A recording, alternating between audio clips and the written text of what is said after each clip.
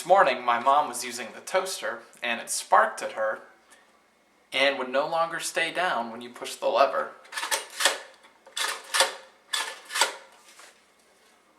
It's a cheap toaster. You know, toasters aren't super expensive, but if it's an easy fix, why buy a new one? So join me as I try to fix this toaster. So the first thing I'm going to do with this toaster is clean it off. You don't want crumbs getting everywhere. For the towel I'm using, I'm going to make sure it's not super wet. There are some simple electronics used in this, so we don't want to get things super soaked. A lot of toasters these days have trays that pull out with crumbs on them. This model just has something that opens on the bottom. So I'm going to open that over a trash can I have here on the side. Just kind of lightly shake it out. Okay, there we go. It's been lightly cleaned now. Now we can unscrew some of the screws in it. Okay, so to disassemble this toaster, you just have to unscrew a few screws out of it. There's one here, here, up here, a few in here. You know, there might be 6 to 20 screws on it. They're just Phillips head. They're kind of tiny Phillips head ones. So, you know, I'd have a trash can ready. And also, it's important, I mentioned it earlier. When you're doing this, have it unplugged, of course. You don't want to get shocked. That's always a risk. You may need to vacuum up some crumbs that come out too, if you don't get them all in the trash can. Okay, that one's a little too tiny.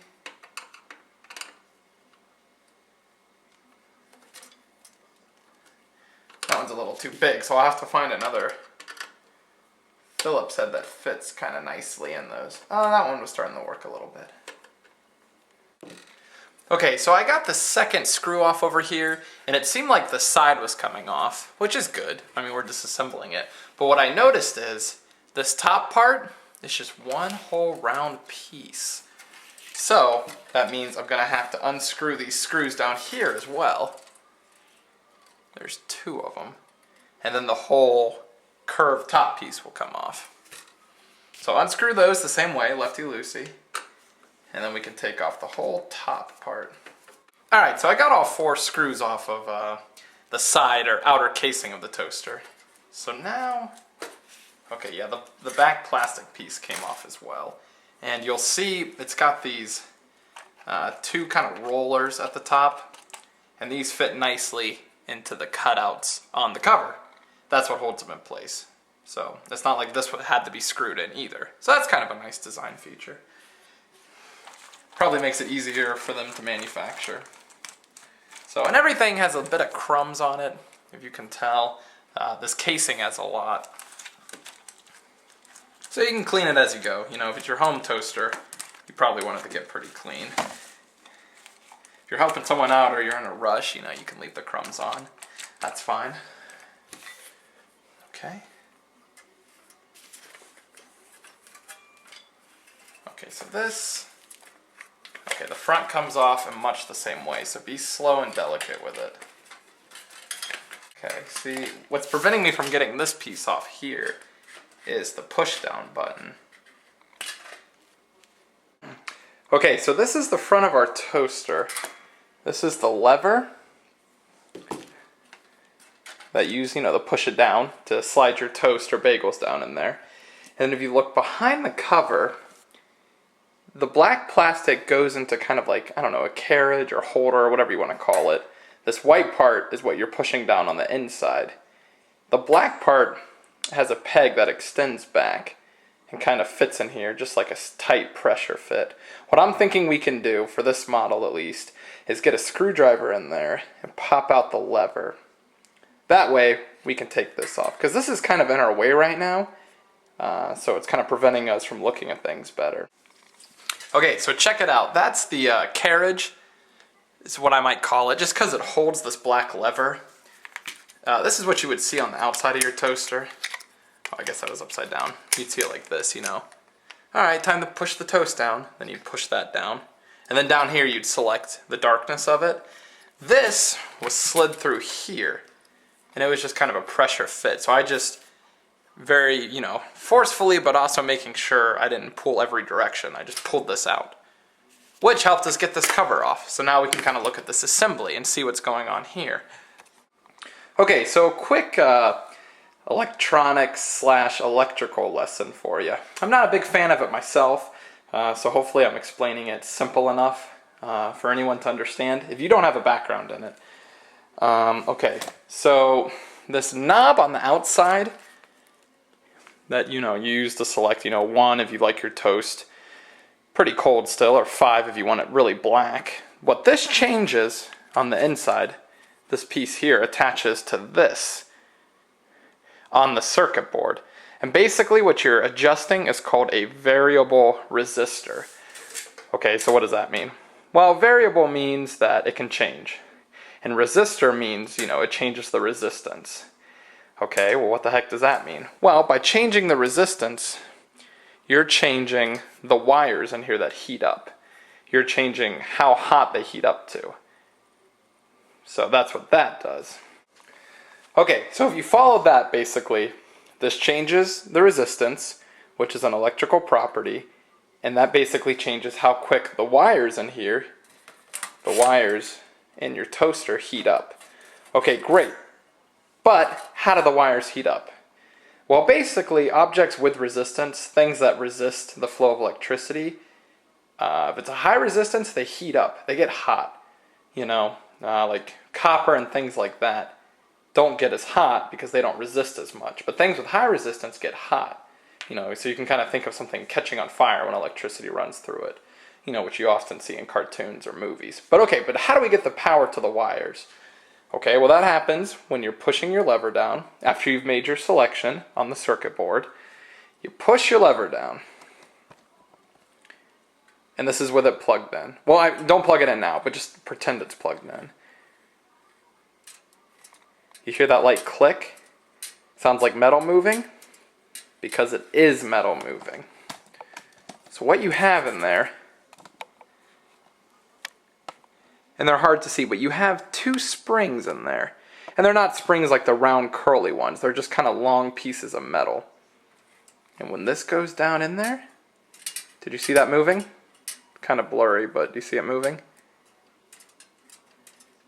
Not the thing moving up and down that I'm pushing, the thing moving to the right.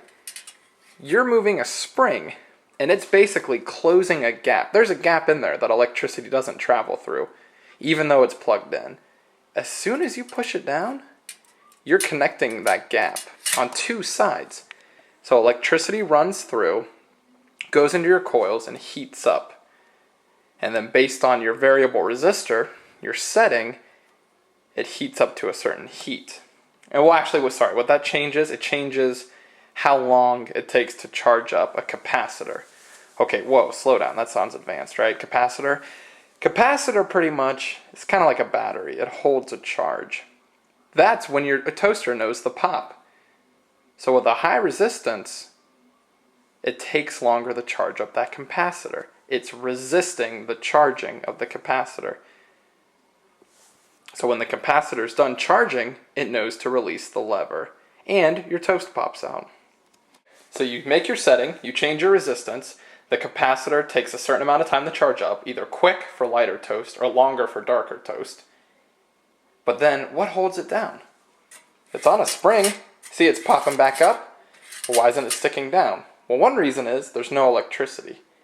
And that's important because this unit right here is coil. It's just a bunch of coils wrapped around. The electricity goes through here as well.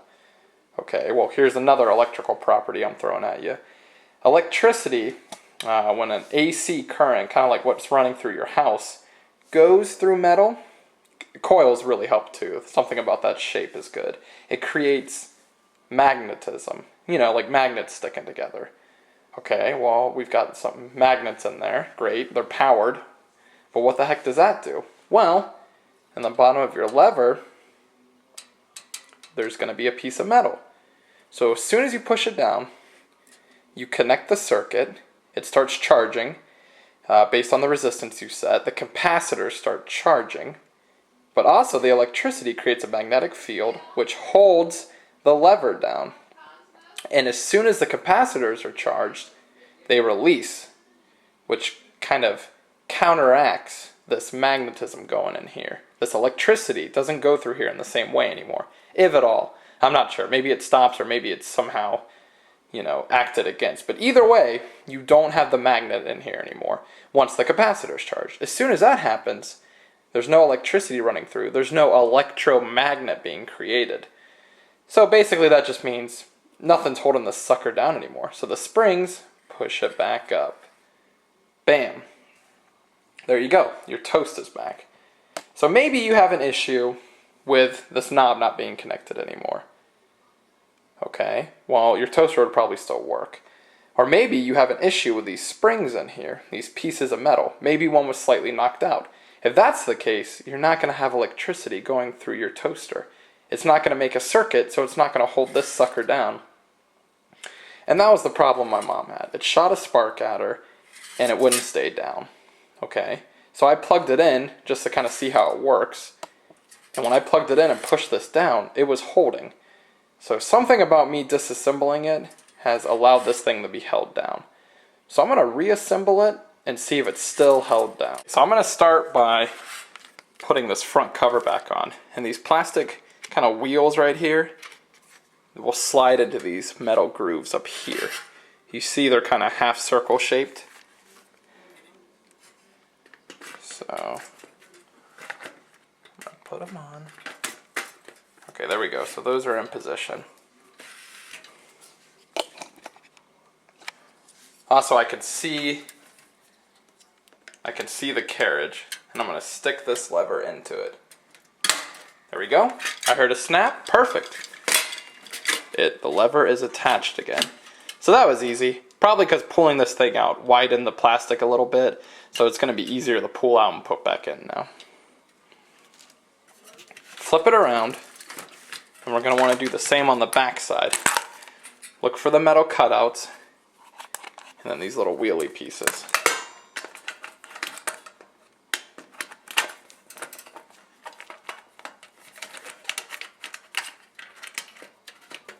Okay, perfect.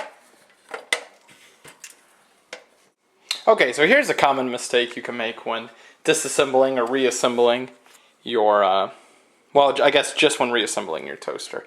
Remember how I was having issues getting the plastic attached to this? I told you, put it in, be careful, make sure everything aligns up at the top. But then I really had issues on the bottom. That was because this part of it that changes the variable resistor, that goes in like this, I didn't line this thing up first. So mine was probably something like this. Instead of being in it, they weren't mating parts. They were just kind of awkwardly brushing up against each other. So what happened is, even though I was pretty gentle with it, it still snapped this thing off. And if you look in the circuit board, you can kind of see that hole right there. With a little bit of white in it, that used to be part of this once. That broke off, so I'm going to try to re-glue this. Okay, so it seems like my toaster was going to work again until I made a simple mistake that broke a separate part of the toaster. I don't know what the original problem was.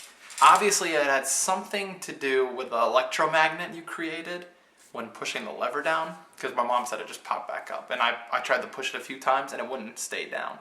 But somehow disassembling it caused that to work again. When I plugged it in and tried it, it was holding down. So the electricity was going through that coil and creating a magnet of some sort. But trying to reassemble it, I broke this piece off. This is what changes your resistance, how fast the capacitor battery charges, which affects how dark your toasts get. So this mates up with this outside dial part, So when I put it on the top, it was mating up here good, but down here it wasn't connecting to this part, which goes into a circuit board. So I was really pushing on it, and eventually I broke it, unfortunately, because my toaster may have worked otherwise. And I tried to super glue this back to the circuit board, because part of this that snapped off is still stuck in the circuit board, and it's just not worth the effort and time, because it's not sticking very well, and I don't want to stand there all day awkwardly trying to get this to work. So when you're fixing your toaster, hopefully you have better luck than me. Maybe one of your metal springs could be off, which would mean your circuit's not complete. Or maybe somehow the plastic lever on the outside, maybe it somehow popped out of the carriage it rides in. That moves the internal part. Or maybe something about your coil that becomes a magnet is off. These are all possible problems you could have with a toaster. Or it could be none of them. I don't know, but hopefully this video helped you out. Go study, take pictures, don't apply a lot of force. Things should fit together pretty nicely. So good luck. I hope you can fix your toaster.